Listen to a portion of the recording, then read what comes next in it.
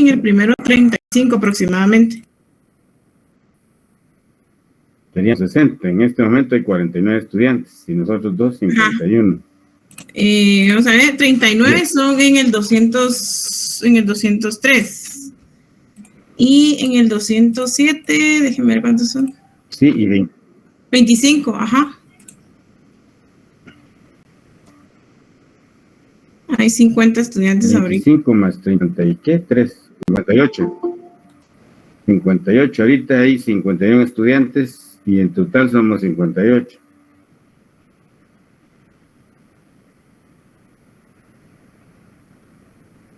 Sí. Los 59. Bien, vamos a iniciar, jóvenes, bienvenidos. Y si me piden acceso, voy a interrumpir un poquito para poderles dar acceso a los del primer salón. Hoy iniciamos la unidad relativa a la historia del pensamiento financiero. Están pidiendo acceso, perdón, ¿ok? En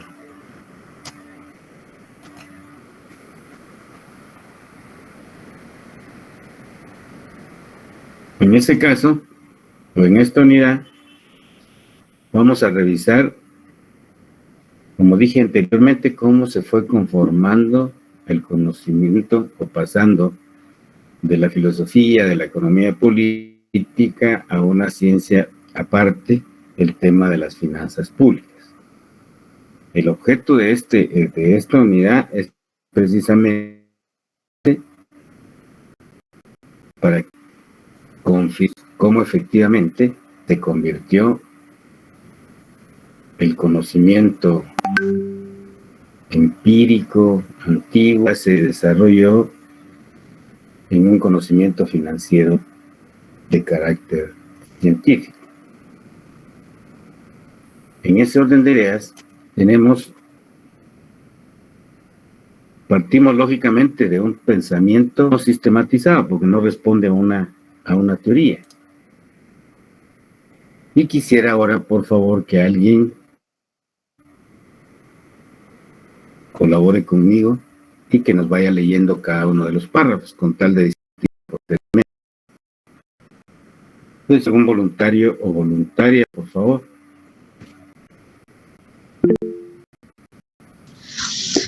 En Egipto, 3.400 años antes de Cristo, se encuentran experiencias y prácticas financieras, y lo mismo puede decirse de Babilonia y Persia, y aún en la Biblia se constata la acción de las 10 tribus de Israel y la ruina de la monarquía hebrea a la muerte de Salomón no es ajena a fenómenos tributarios.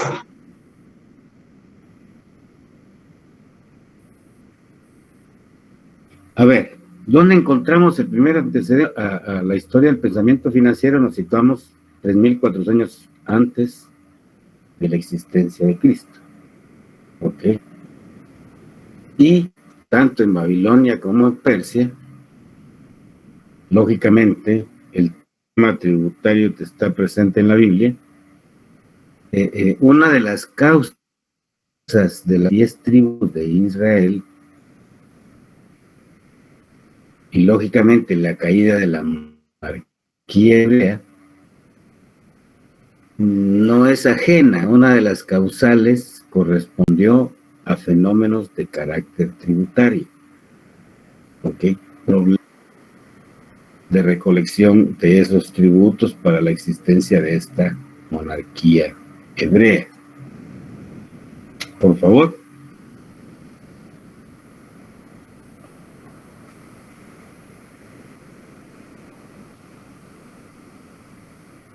¿Quién estaba leyendo? ¿Quién me está ayudando, por favor?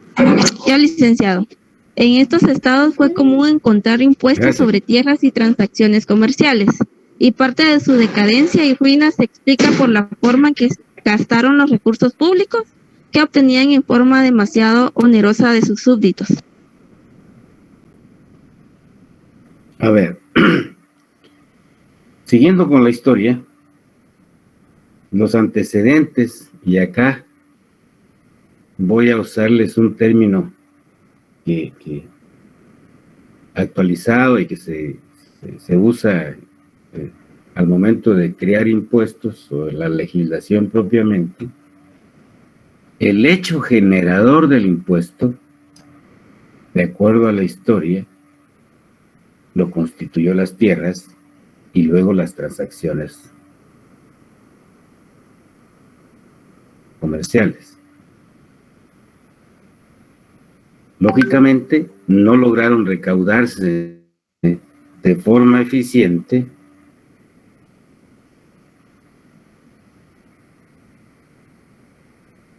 por lo costoso o el procedimiento para la recaudación.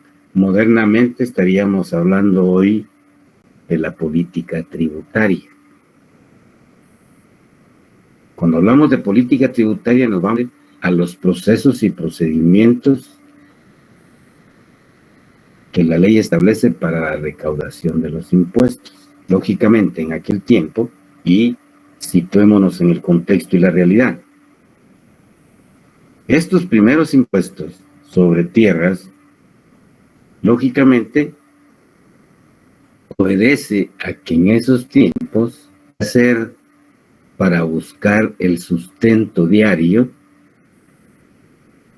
fue a través de la explotación de los recursos naturales, fundamentalmente la tierra, y como consecuencia que la actividad mayoritaria para poder, repito,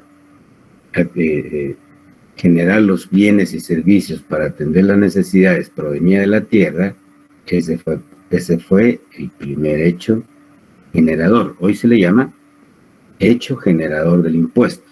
Es la actividad económica que se está grabando. En este caso, las primeras actividades fueron el impuesto sobre la tierra, hoy llamado impuesto o el IUSI sobre bienes inmuebles, y transacciones comerciales. Conforme pasó el tiempo, mencioné IUSI, que lo van a ver ustedes en las leyes específicas, derivado a que si sigue la actividad y la explotación del recurso tierra, por supuesto, para generar bienes y servicios, pero ya no es esa actividad la que se grava, sino la renta líquida que genera esa actividad. Pues los que siembran en fincas café, por ejemplo,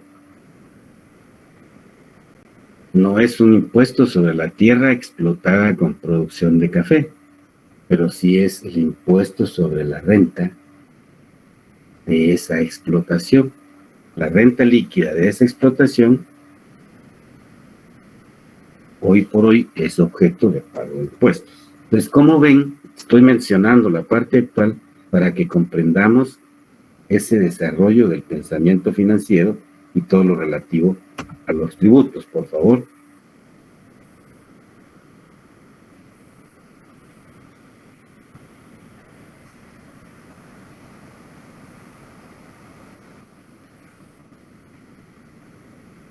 ¿Quién me está ayudando, porfa? Yo, licenciado. Ahí está. Es que no se presentaban las letras, disculpe. Dice, por otra parte, se conoce el sentido antiguo de la guerra de conquista, perdón, o hacienda parasitaria, como las guerras de Roma.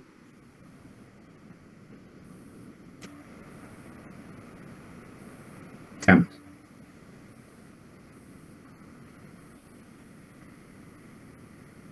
¿Sí le apareció?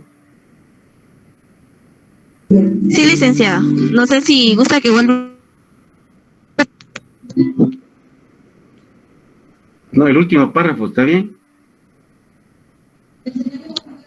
Por otra parte, se conoce el sentido antiguo de la guerra de conquista, o hacienda parasitaria, como la guerra de Roma. El siguiente párrafo ya no lo ve. Okay. No, Lick, ya no se ve. No aparece. Por favor, no sé si logra ver. ¿Logra leer este tamaño de Ahorita letra? se ve.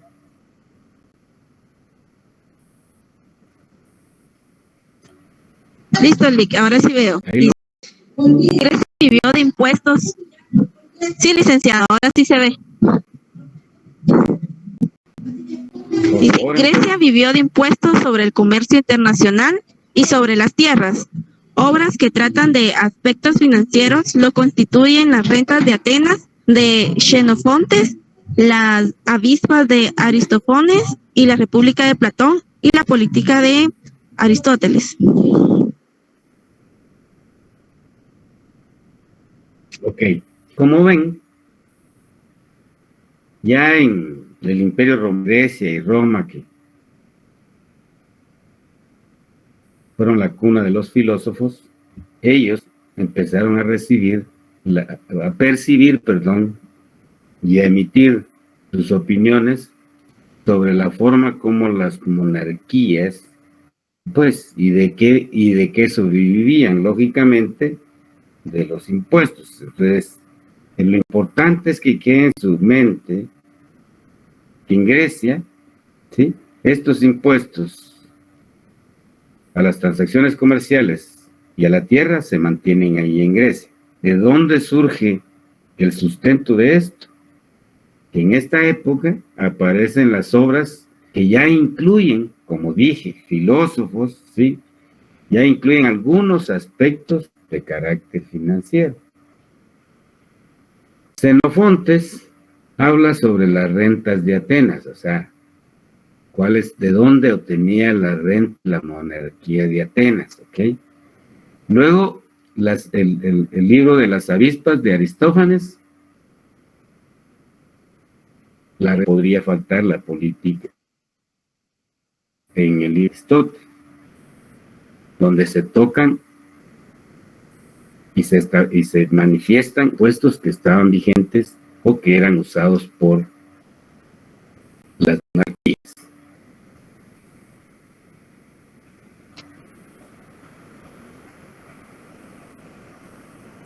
Veamos esto.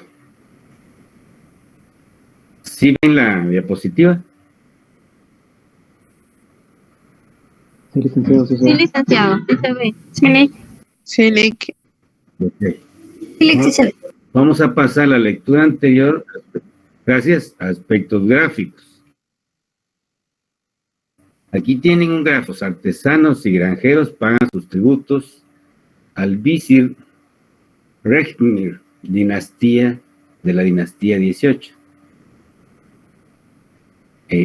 Esta era la forma que, lógicamente, como ven, los impuestos eran a través de productos. ¿Ok? Acá, como economistas, ustedes deben de recordarse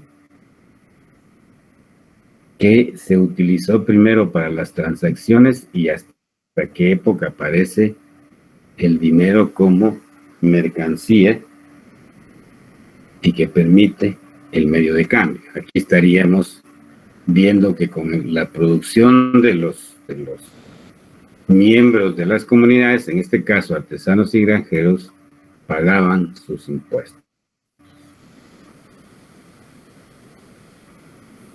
¿Se ve el siguiente párrafo? Aún no, licenciado. Ok. Ahora sí, licenciado, sí se ve. Vale, por favor, ¿quién me está ayudando? Egipto fue el primer estado centralizado del mundo, lo que significa que los egipcios fueron también los primeros en cumplir con una de las obligaciones ineligibles de los y todos los lugares: pagar impuestos. Ya desde el cuarto milenio antes de creación del país, se recaudaban impuestos a pequeña escala, dentro de los límites geográficos de los reinos predinásticos del Alto Egipto, como Abidos, Nágada y Heracópolis. Con la aparición de un estado unificado en todo Egipto, en torno a 3100 a.C., los faraones crearon un sistema recaudatorio que cubría el conjunto del país y que se apoyaba en una burocracia especializada y eficiente.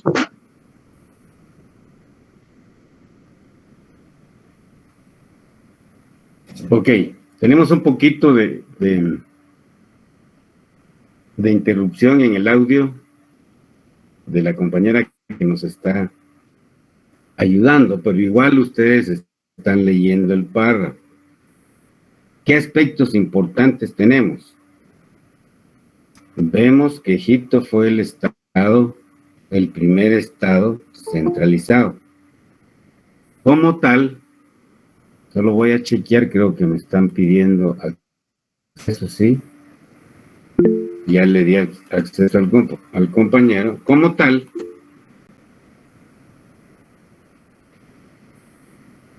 Que Gabriela indica que tiene problemas se con hace su señal de visible internet. la obligación de los... Sí, me imagino que por eso no lo escuchamos bien. Vamos a ver si José en la lectura siguiente, la siguiente diapositiva, ¿ok? ¿Qué nos está diciendo la historia acá? Que siendo el primer estado centralizado, ahí se visibiliza que fueron los primeros en cumplir con pagar impuestos. El cuarto milenio antes de Cristo y antes de la unificación del país se recaudaban impuestos a pequeña escala dentro de los límites geográficos de los reinos predinásticos del Alto Egipto, como estos tres: Ábidos, Nágada y Hieracómpolis. Entonces, al tener un estado unificado Egipto,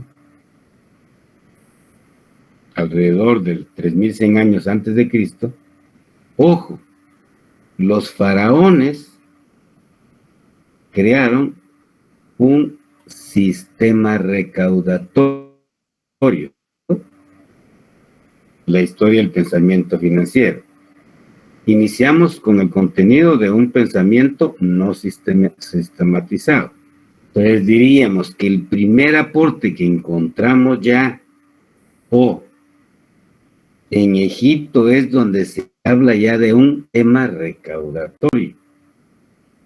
De tal manera que ya le van dando ese carácter y lógicamente sobre el tema de los impuestos va buscando el camino de la sistematización, ¿ok?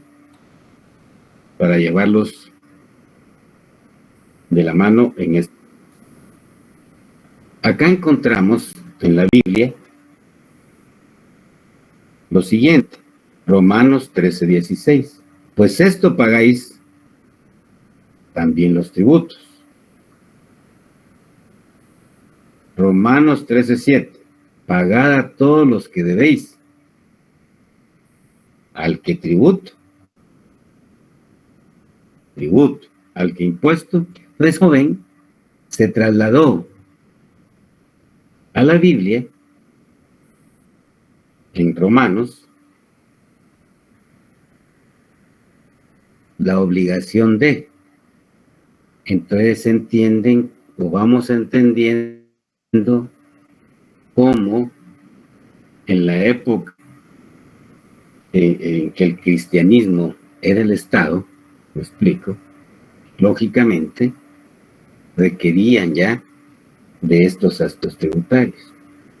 El cristiano debe pagar sus impuestos en palabras sencillas. Sigamos. ¿Quién me ayuda, por favor, que tenga buen audio? Josué. Siri, solamente que creo que se quedó trabado en la diapositiva 16.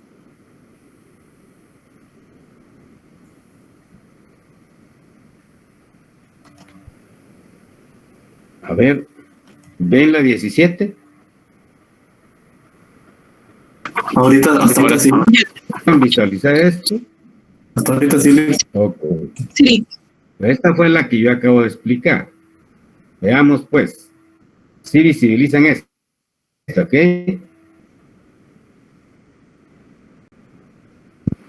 Siri, solo Imperio Romano. Ok, sigamos pues, Josué. Solo quería ver si ya la visibilizaban. ¿Me ayudas, Josué? Sí, sí, no hay problema, Alec. Los primeros impuestos en Roma fueron derechos de aduana de importación y exportación llamados portoria. Ok, ahí tenemos en Roma ya el primer aporte en el tema, sigue el tema de impuestos al comercio internacional. Ok, ya hablamos de los términos importación y exportación, para que vayamos viendo qué actividades económicas fueron las primeras que fueron objeto de impuestos, por favor.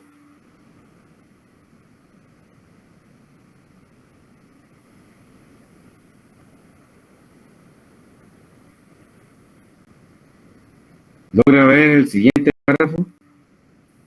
No, listo. No. Ahora sí. ¿No? La posible. César Augusto fue considerado por muchos como el más brillante estratega fiscal del Imperio Romano. Durante su gobierno como primer ciudadano, los publicanos fueron virtualmente eliminados como recaudadores de impuestos por el gobierno central. Durante este periodo se dio a las ciudades la responsabilidad de recaudar impuestos. César Augusto instituyó un impuesto sobre la herencia a fin de proveer fondos de retiro para los militares. El impuesto era de 5% para todas las herencias, exceptuando donaciones para hijos y esposas.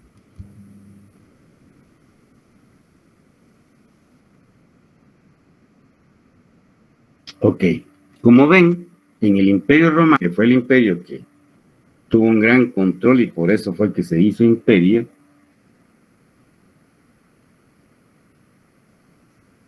en el que le llamaron el más brillante en el tema fiscal, por procesos o procedimientos de recaudación, trasladándole a los responsables de cada una de las ciudades del reino la obligación y la responsabilidad de recaudar impuestos. Ante la falta de recursos, desde aquel tiempo aparece el impuesto sobre la herencia.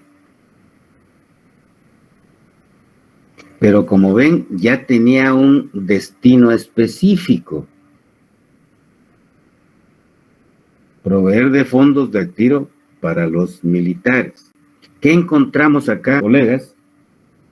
Encontramos el primer aporte de lo que hoy conocemos como programas de pensión, solo que este devenía de la monarquía.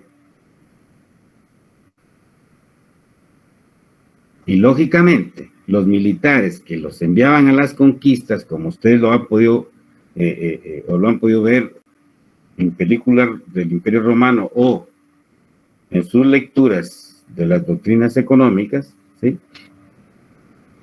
Ahí tienen ustedes dos aspectos importantes.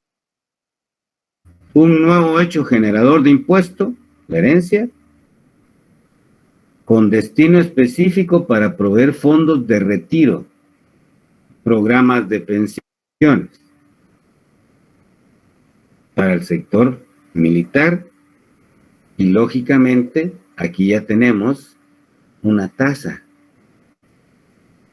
que ya hay un porcentaje que establece que debe de ser del 5%. Estoy haciendo énfasis en esto porque estudio el impuesto, la tasa del impuesto, el hecho generador del impuesto, que lo vamos a ver ya como teoría más adelante, ¿ok? Acá ven el sistema que tenían para el pago de los impuestos. Ya existía la moneda como medio de cambio.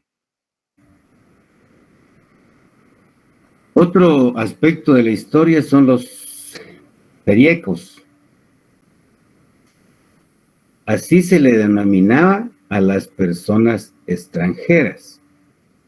Pues los periecos solían ser extranjeros que se dedicaban a la artesanía y al comercio y debían de pagar impuestos y servir al ejército en tiempos de guerra, ¿ok? ¿Por qué es importante esta parte? Porque vimos a la actualidad los periecos como extranjeros en otra ciudad que no es la de su residencia, ¿sí? Pagan impuestos. ¿Qué vemos ahora? Las transnacionales que tienen agencia en varios países, tienen sedes en varios países, si no pagan o declaran el impuesto en su país de origen, lo tienen que declarar en el que tienen esa su representación. Me explico ahora para que vayamos comprendiendo. Guatemala, su casa matriz, Estados Unidos, si allá Pepsi-Cola incluye en la declaración del impuesto sobre lo que ganó acá en Guatemala, aquí en Guatemala ya no paga impuestos. Pero si en la declaración de impuestos allá en Estados Unidos no incluye la renta líquida o la ganancia que tuvo en Guatemala, sí la debe de pagar acá. ¿Qué antecedente tenemos? Los extranjeros que en las ciudades que se dedicaban a artesanía y al comercio, ¿ok?, debían de pagar impuestos. Y también tenían la obligación, como ciudadanos o como extranjeros en esa ciudad, de servirle a esa ciudad en tiempos de guerra. ¿Realizan esta diapositiva?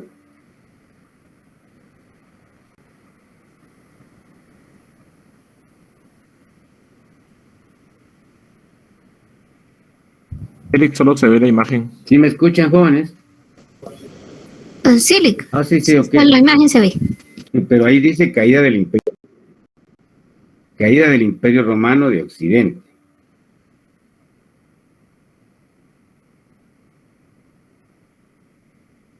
¿Qué tenemos ahí?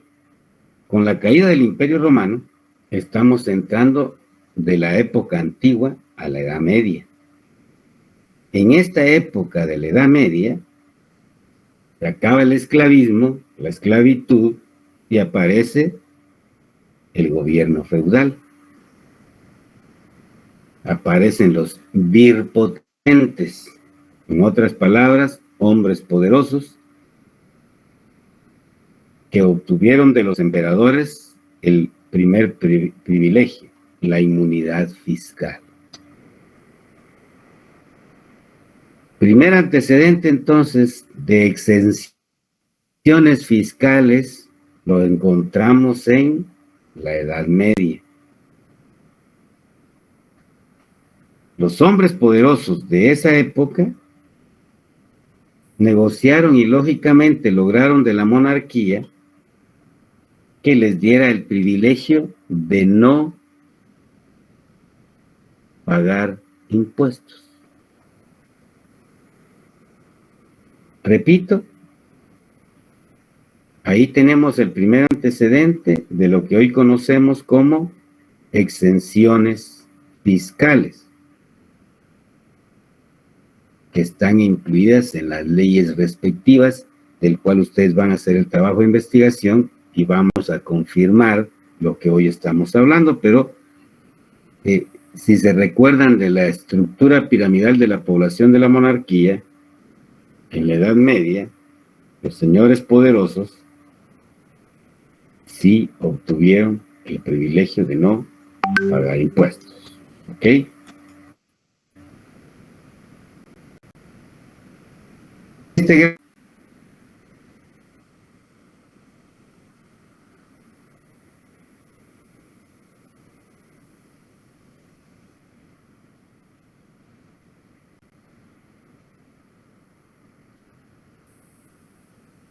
¿Ven el gráfico, jóvenes? ¿Sí me escuchan? Sí. Sí, sí se ve. Sí, licenciado.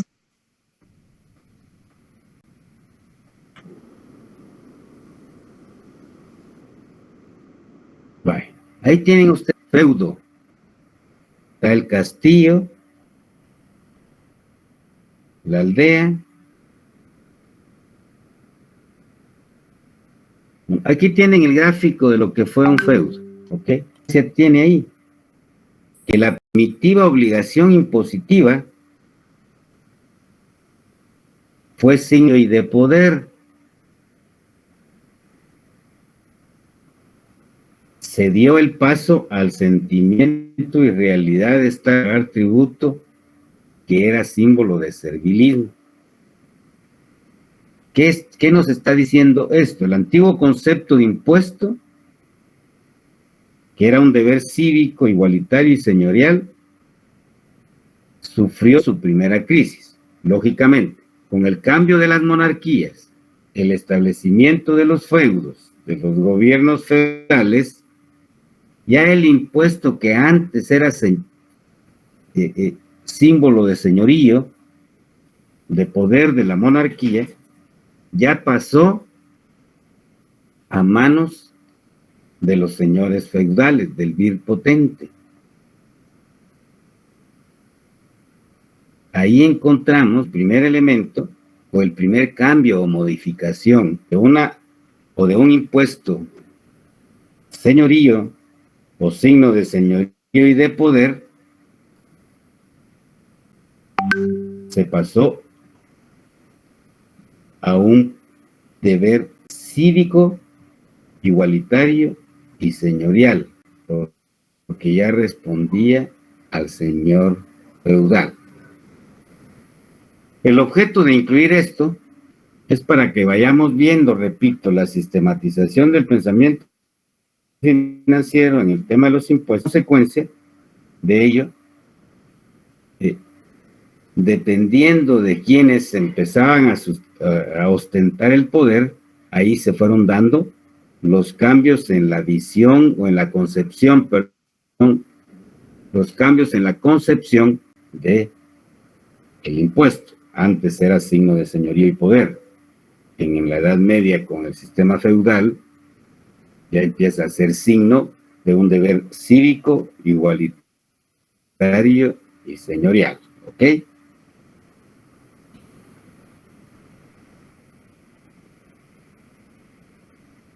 Aparece en la Edad Media la iglesia feudal, que es otro antecedente muy importante. Sí lo visualizan, ¿verdad? Solo la imagen se ve. Ok. A ver, ¿quién me estaba ayudando? Gracias. ¿Quién me estaba ayudando que me pueda leer este párrafo? Sí, surge otro privilegio, el diener, el honor, que era el derecho de hacerse dueño de los impuestos que pagaba determinado territorio. Con esto se produce la segunda crisis del concepto de impuesto, de un deber superior para con el Estado. Se transformó en un derecho patrimonial en manos de los particulares. Por su parte, la Iglesia Católica obtuvo para ella y sus bienes la inmunidad fiscal y el derecho de cobrar el diezmo, con la obligación de hacerse cargo de la asistencia social y la educación.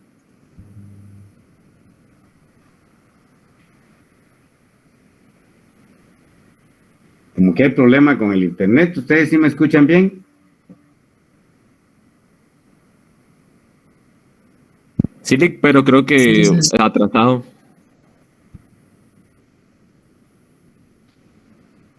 Sí, por eso como que tenemos problema con el tema de internet. Aquí yo tengo señal full. No sé cómo están ustedes con la señal de su internet, pero bueno, lo importante es que lo están leyendo y lógicamente, aunque sea no en tiempo tan real, pues vamos a escuchar las explicaciones. ¿Qué tuvimos en la Edad Media con el poder de la Iglesia?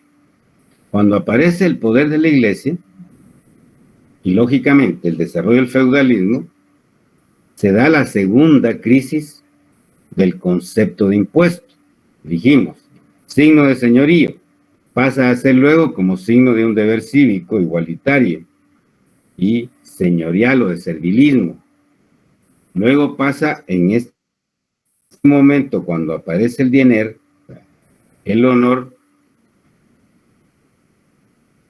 que la debilidad de las monarquías, con tal de mantenerlas, se dieron poder. Y el diener no era otra cosa que el derecho de hacerse dueño de los impuestos que pagaba determinado territorio. Fue creciendo tanto la población y lógicamente las localidades que se debilita la capacidad de recaudación de las monarquías, de los señores feudales, y luego se premia el honor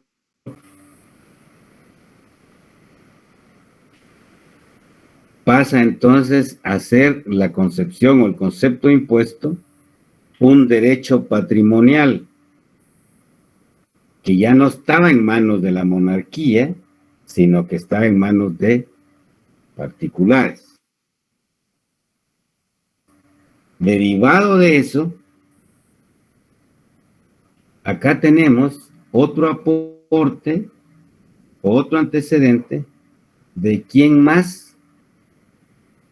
tuvo el privilegio de inmunidad fiscal, la Iglesia, y le autorizaron a cobrar el diezmo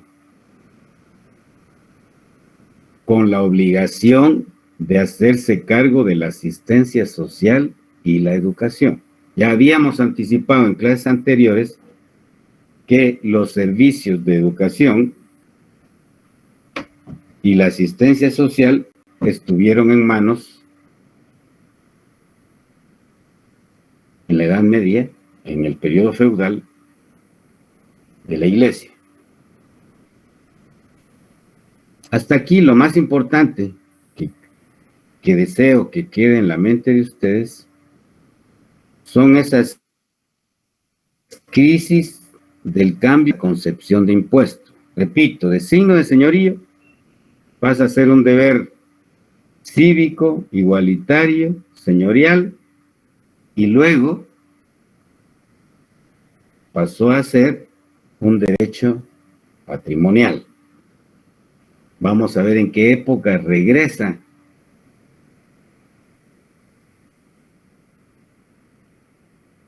a la canal del impuesto. Y que tengan presentes qué actores o qué sectores de esas sociedades fueron objeto de darles el privilegio de no pagar impuestos. Y repito, porque es muy importante, se le dio la facultad a la Iglesia para cobrar el diezmo. Sí, solo sí, se hacía responsable del servicio de asistencia social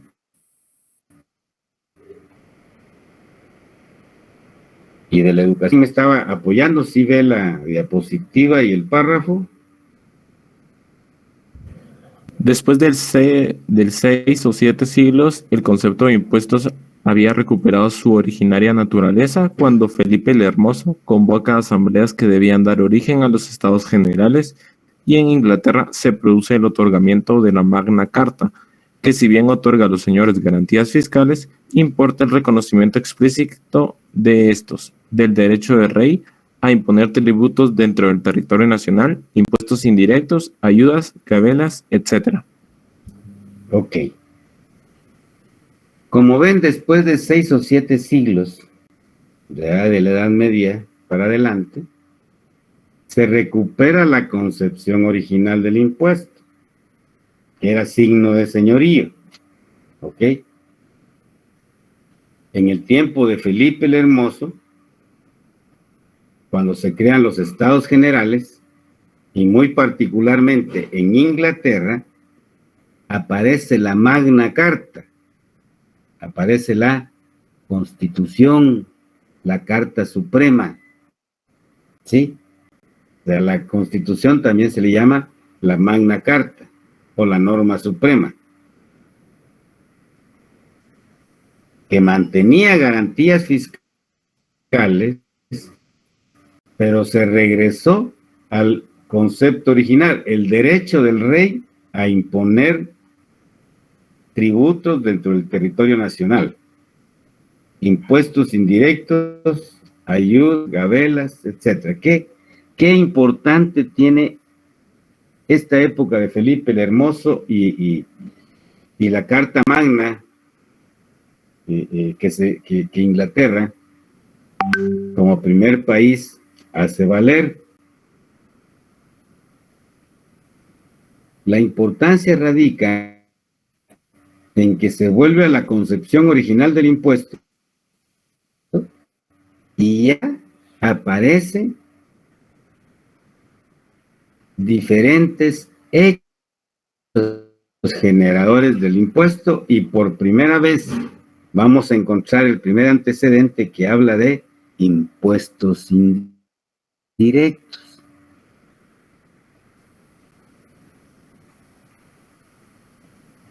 Por lo tanto, la estructura de impuestos que modernamente se manejan en los sistemas tributarios de los países y particularmente del nuestro, no es que los estados-nación hayan creado o hayan aportado, o en la época del Estado-nación, del Estado moderno, se haya creado concepto de impuesto indirecto. No, aquí encontramos que fue en Inglaterra con la Magna Carta.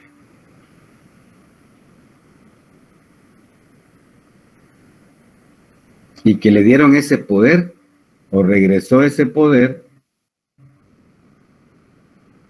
al monarca, al rey. Sigamos.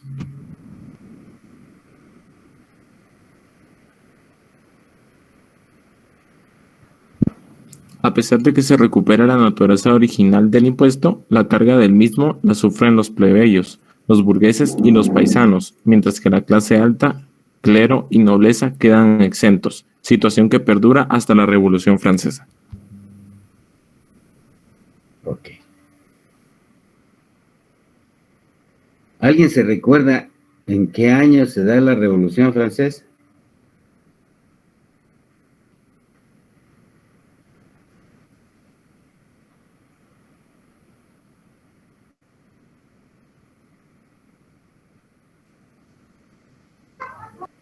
¿1780?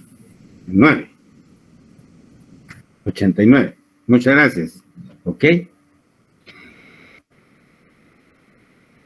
Entonces, a pesar de que se recupera la naturaleza que era signo de señorío, que el rey debía de imponer los tributos, ¿quiénes debían de pagar tributos? ¿Y quiénes estaban exonerados del tributo? La carga del tributo lo sufren los plebeyos, los comerciantes, que se les denominó los burgueses, y los paisanos, población común y corriente. Ojo, mientras que la clase alta, la iglesia, el clero y la nobleza quedan exentos, situación que perduró hasta la Revolución Francesa. Lógicamente, en la época de la monarquía. Hoy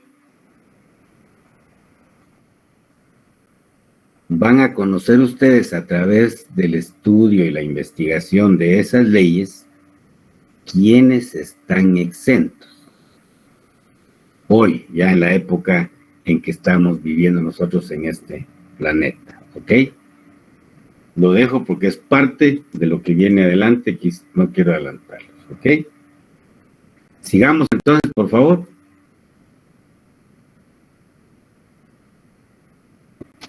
Aportes mercantilistas. Jean Bodin publica en 1576 su obra Los 6 libros de la República. En dicha obra se deja ver la necesidad de desarrollar un sistema tributario al considerar los impuestos indirectos y directos con arbitrios posibles. Bien, a ver, hubo un lapsus ahí que no escuchamos, pero lo que estamos conociendo acá en esta diapositiva es el aporte de la escuela mercantilista a través de Jean Bodin.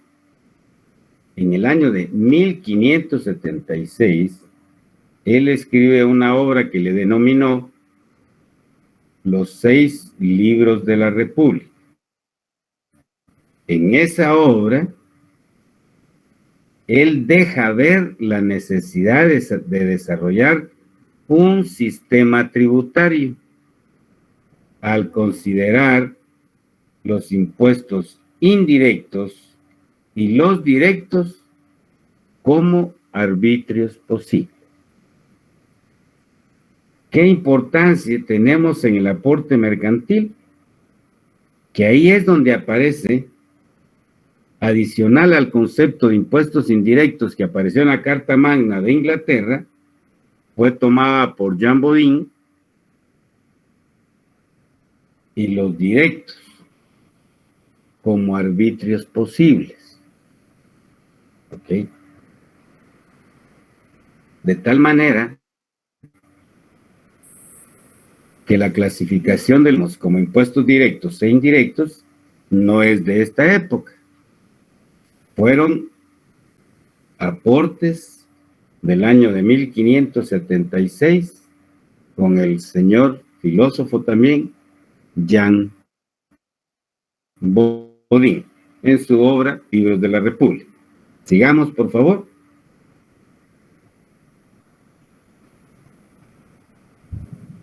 Influenciados por las ideas de Bodin, surge un grupo de pensadores, los mercantilistas. Su primera afinidad era de tipo político. Decían que el Estado debía engrandecerse, la subordinación de la economía a propósitos políticos, el fortalecimiento y la supervaloración de la balanza comercial, y un entusiasmo por una densa población. Bien. Sobre la base del pensamiento de Bodin, surgen grupos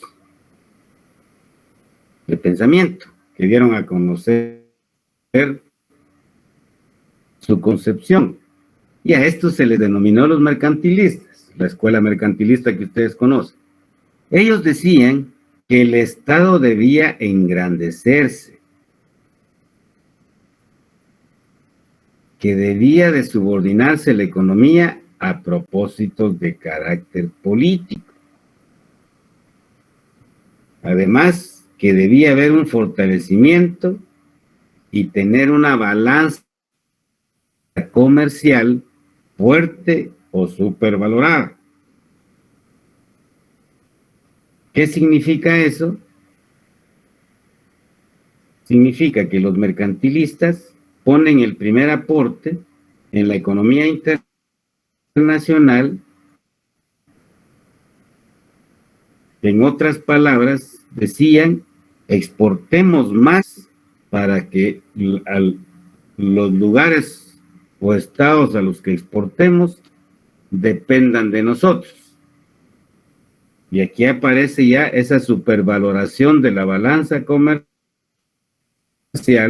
Lógicamente, hoy lo conocemos como un superávit de balanza comercial. Pero lo importante es que vean ustedes que el pensamiento mercantilista, ya decía, es necesario subordinar la economía a objetivos de carácter político. Sigamos, por favor.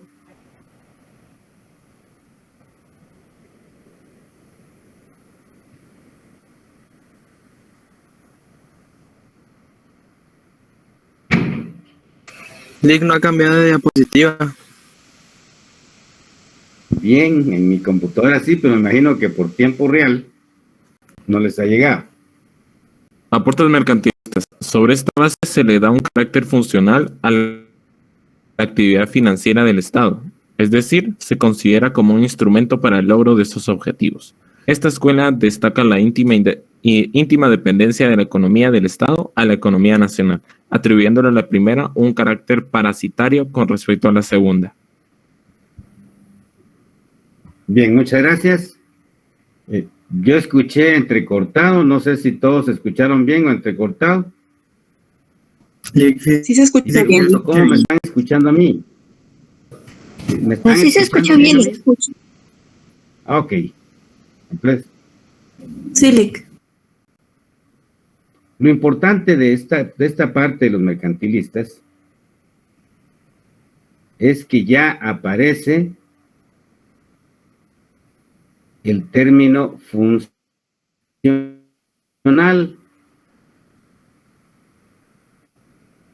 de la actividad financiera del Estado cuando los mercantilistas manifiestan la necesidad de subordinar la economía o el pensamiento financiero a lograr determinados objetivos. Ahí empieza la parte funcional que se sistematizó con la teoría de John Maynard Keynes. Porque lógicamente se le da, al pensar la actividad financiera del Estado, se ve como un instrumento para lograr determinados objetivos.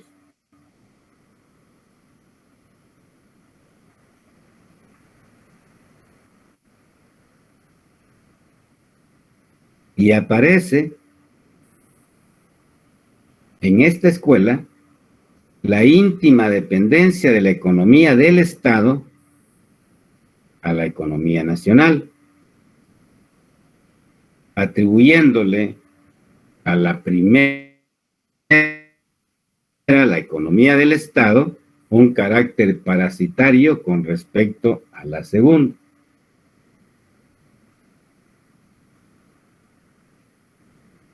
Los mercantilistas están aportando acá la diferencia entre la economía pública y la economía privada. Y manifestaron que la economía pública, la economía del Estado, tiene un carácter parasitario con respecto a la economía privada, al sector privado en palabras actuales. ¿Ok? ¿Y por qué le daban el carácter parasitario? Es lo que vamos a descubrir seguidamente con los aportes de los siguientes pensadores. Por favor, ¿quién me está ayudando?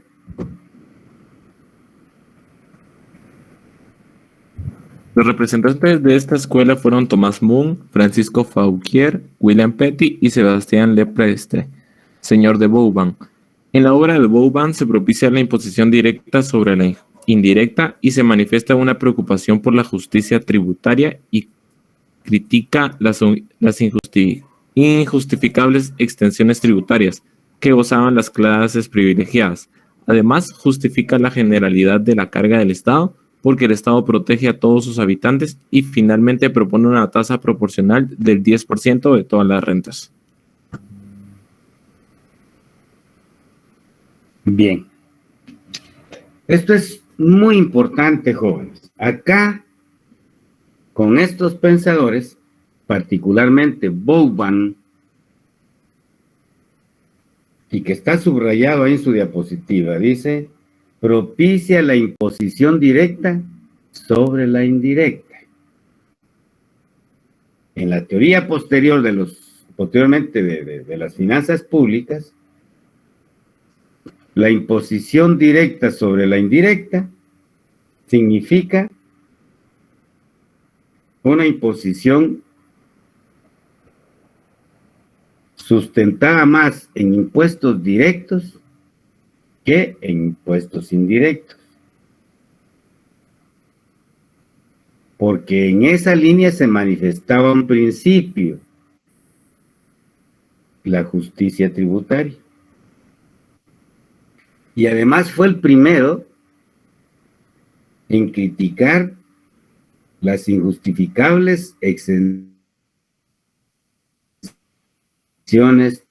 tributarias que gozaban las clases privilegiadas. Repito, porque esto es muy importante en la escuela mercantilista, porque cuando ustedes desarrollen su investigación, yo necesito que a conocimiento, al momento de conocer las leyes vigentes en el país, para ver si efectivamente las exenciones tributarias que están establecidas en esas leyes, ¿sí?, ¿qué sector de la sociedad los está gozando? Otro elemento importante, a ver, repito, una estructura impositiva proporcional, una estructura impositiva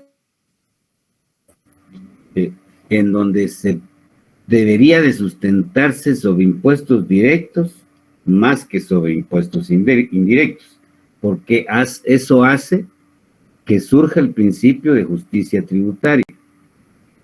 En lugar de tener una estructura regresiva, lo que Vaughan planteó es una estructura impositiva progresiva. Y por eso él manifiesta que es necesario que se dé la justicia tributaria. Y lógicamente manifestó que no deberían de haber exenciones tributarias. Pero adiciona Vaughan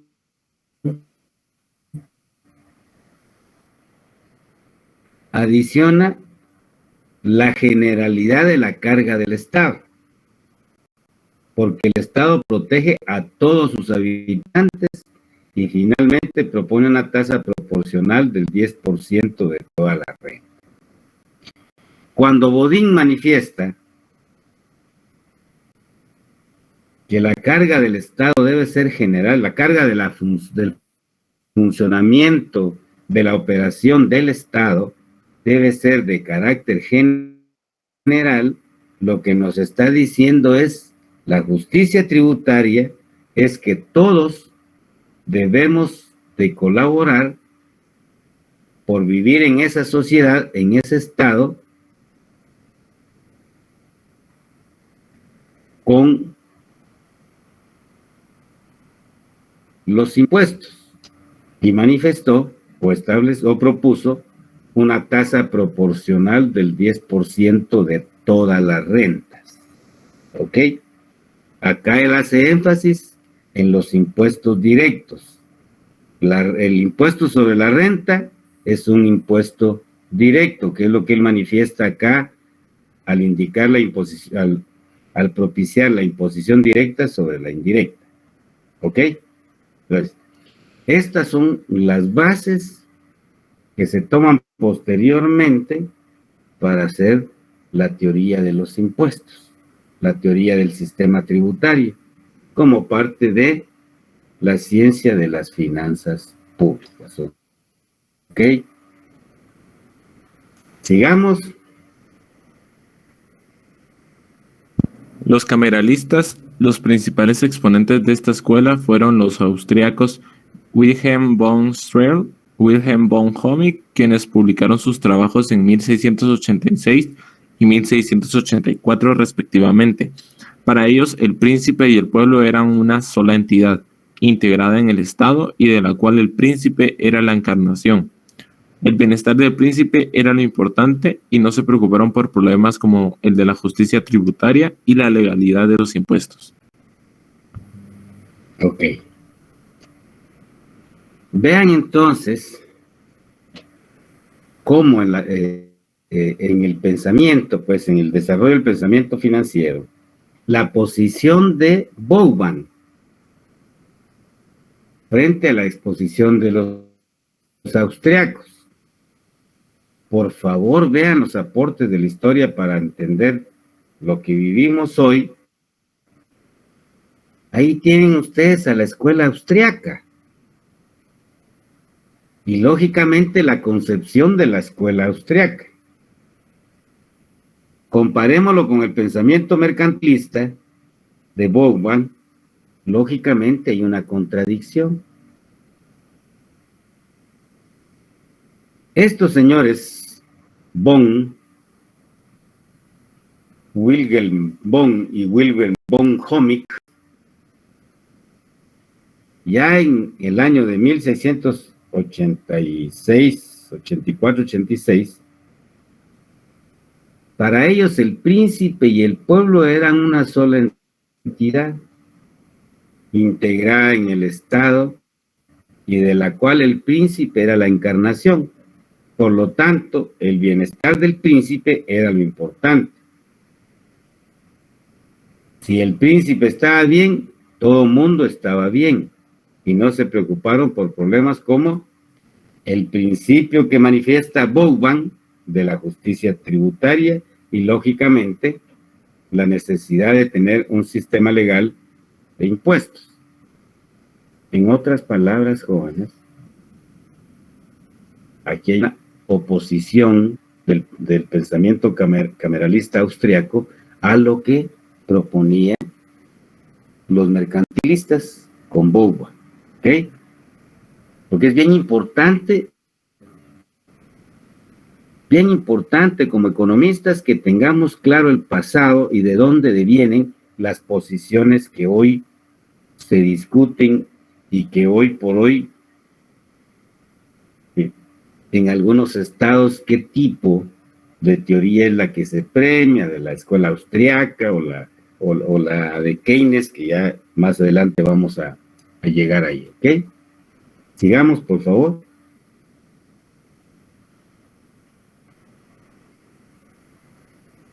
A mediados del siglo XVIII,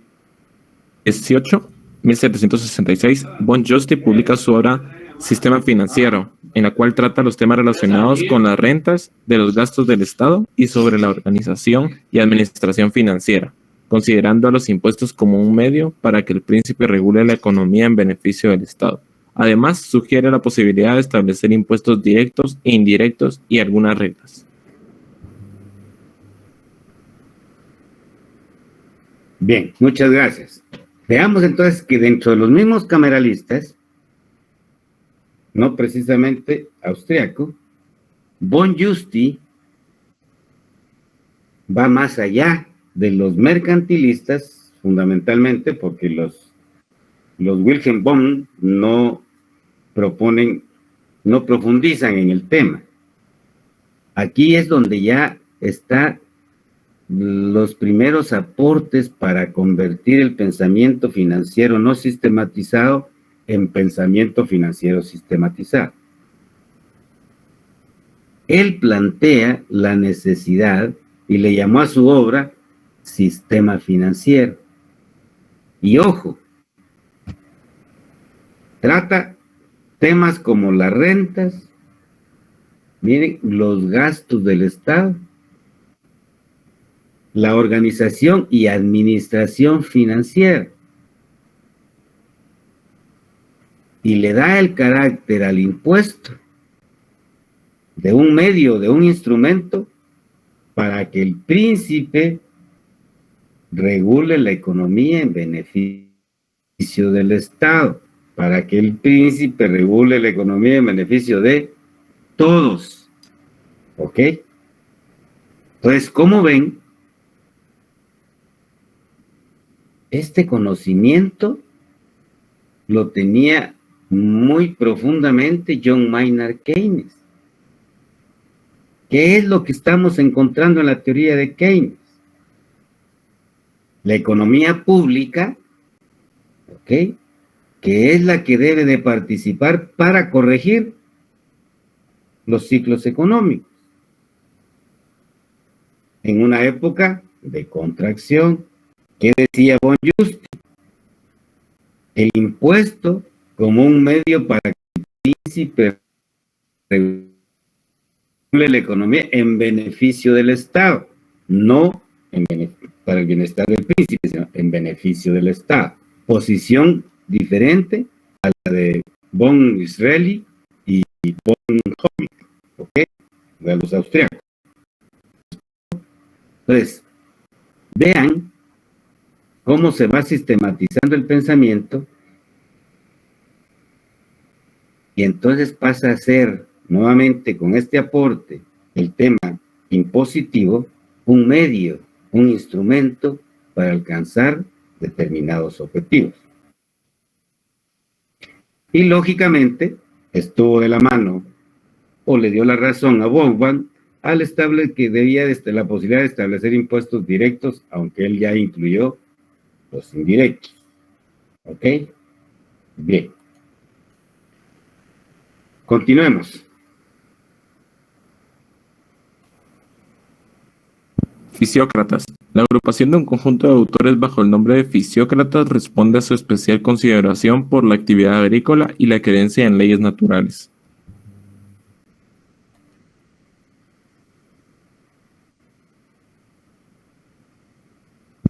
Quesnay, con su cuadro económico en 1758 y su segundo problema económico 1767, dio unidad a esta forma de pensamiento en el que la agricultura como generadora de riqueza toma gran importancia.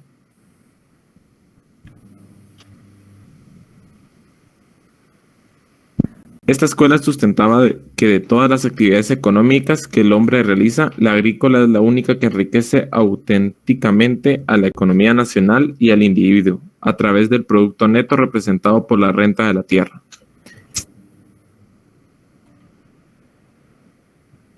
Sobre la base de esta tesis, si la única verdadera riqueza que se incorpora a la economía nacional es este producto neto, solo este debía de estar grabado.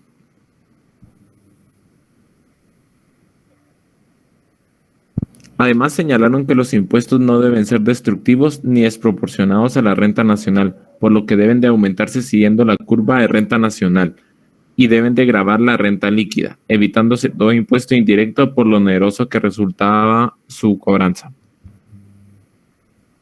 Bien. Posteriormente,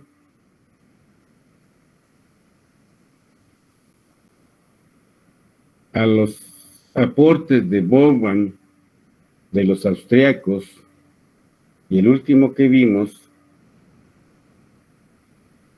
el pensamiento fisiócrata que se sustenta en que la única actividad económica que genera riqueza a la economía nacional y al individuo es la tierra. Ellos proponen que el hecho generador en términos actuales solamente debería de ser o solamente debería de gravarse la riqueza que genera la tierra, porque es la única que genera una renta líquida. Aquí está un aporte muy importante que hoy se usa en la aplicación del impuesto sobre la renta. El impuesto sobre la renta se recauda y se aplica sobre la renta neta o la renta líquida. Que este fue un aporte del pensamiento fisiócrata sustentado en la teoría o en los aportes económicos que Quesnay nos dio y que ustedes deben de haber conocido. Rescatamos acá algo muy importante. Uno, según los fisiócratas, la única actividad que debe de pagar impuestos es la tierra, porque de ahí la agricultura, porque de ahí se genera la riqueza y la renta líquida. Pero hay algo muy importante, dijo, no, los impuestos no deben ser destructivos ni desproporcionados a la renta nacional. ¿Ok? Cuando habla de la renta nacional, está hablando lógicamente de lo que hoy conocemos como Producto Interno Bruto, de lo que nos habló don Adam Smith, y lo vamos a ver más adelante, ¿ya? En su libro La riqueza nacional o la renta nacional. ¿Qué nos está diciendo? En otras palabras, que impuestos altos, lógicamente, podrían, o desproporcionados, afectar la renta nacional, sino que deben ir en proporción a la renta nacional. Actualmente ya vamos a hablar, para que vean que se recogió todo esto en la sistematización del pensamiento financiero, ¿sí?, que aparece que el impuesto no debe de ser confiscatorio, o sea, que no debe de llevarse un porcentaje alto a la renta de cada una de los individuos o de los contribuyentes, para hacerlo en términos de las finanzas públicas, ¿ok? Sigamos.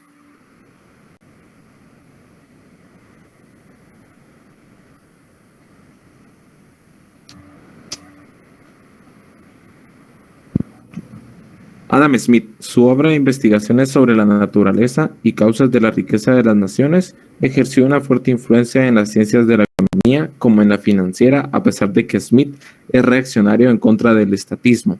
Reconoce que ciertas funciones son inherentes al Estado y que deben de asumir los deberes del soberano como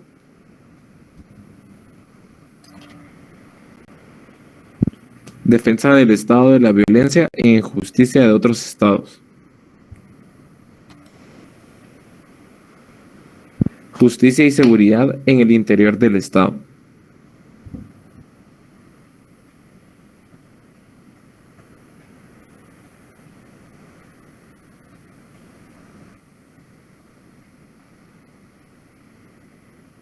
creación y mantenimiento de las instituciones públicas y de obras que son de interés público y que el particular no puede costear. Ok. Como podemos ver, colegas, todo el pensamiento anterior le permitió a Adam Smith escribir su libro conocido como La riqueza de las naciones. El término concreto es investigaciones sobre la naturaleza y causas de la riqueza de las naciones. A pesar de que, lógicamente, Adam Smith nos habla del liberalismo económico, del libre mercado, de la competencia perfecta, de la autorregulación del mercado y de la no intervención del Estado, a pesar de esa posición, Adam Smith reconoce que por vivir en ese estado hay ciertas funciones que solo las puede realizar o que son inherentes a esa economía pública, al Estado, y le da las funciones siguientes: la defensa del Estado ante cualquier agresión o violencia o injusticia de otros estados, justicia y seguridad en el interior de la Estado y mantenimiento de las instituciones públicas y de obras que son de interés público y que el particular no puede costear o no son de interés del mercado. ¿Ok? Aquí tenemos ya aquellas funciones absolutas que vimos originalmente,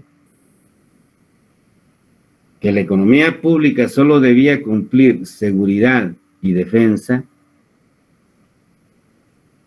Don Adam Smith se ve obligado a reconocer que hay funciones que el mercado no puede desarrollar o el individuo no puede desarrollar por sí mismo, sino que se requiere que lo desarrolle la economía pública. Aparte de las funciones absolutas, le da la función Adam Smith al Estado de crear instituciones públicas y desarrollar obras que no son de interés, que son de interés público, o sea, interés social, y que el particular no puede costear. Solamente se puede hacer a través de la economía pública mediante los ingresos que el Estado recauda de la aplicación de los impuestos. Entonces nos estamos situando, estamos conociendo por qué hoy la economía pública debe cumplir determinadas funciones. Y ojo, atrás de esto lo que nos está diciendo Keynes es que debe haber institucionalidad en estas áreas que él está manifestando. La institucionalidad debe de ser fuerte. ¿Ok? Sigamos. Licenciado, disculpe antes de que continúe. Entonces, como no es un liberalismo, no es un liberalismo tipo anárquico de dejar todo que se vaya como tipo naturaleza. Es como dejar libre sí el comercio, pero con un Estado fuerte. Eso es lo que se refería a Smith en eso que acaba de mencionar usted, licenciado. Efectivamente, Josué. Efectivamente. Y usted puede ver la realidad y el nivel de desarrollo y de vida de otras sociedades en donde, o que se caracterizan por tener una institucionalidad fuerte. No, lo fuerte no tiene que ver con lo grande, ¿ok? Es decir, que el Estado tenga que recaudar más impuestos porque su gasto es inmenso, no. Que se cumpla esa institucionalidad, es decir, que todos los actores nos sujetemos a esa institucionalidad, ¿ok? Entonces, don Adam Smith, a pesar de que, sino al mercado, él crea precisamente la economía de mercado, reconoce que hay servicios públicos que no puede proveer el mercado y le da ese rol a la economía pública. Lógicamente, no le está dando la actividad de mercado. Y era lógico porque si usted revisa la historia, repito, las funciones absolutas del Estado eran, lo vimos allá, con el desarrollo del pensamiento financiero, seguridad, defensa. Luego, lógicamente, que era seguridad y defensa frente a otros. Adam Smith viene y dice, bueno, debe haber justicia, ¿quién va a aplicar la justicia y la seguridad interna? O sea, la convivencia social, las normas de conducta que nosotros cumplimos a pesar de que no tenemos el conocimiento, porque no leemos todas las leyes, sí cumplimos determinadas conductas o determinados actos que sabemos que van a dañar al vecino, al otro. ¿Ok?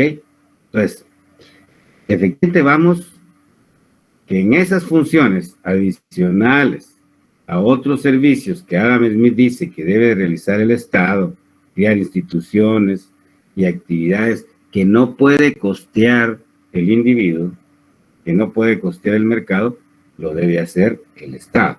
Pero como vamos por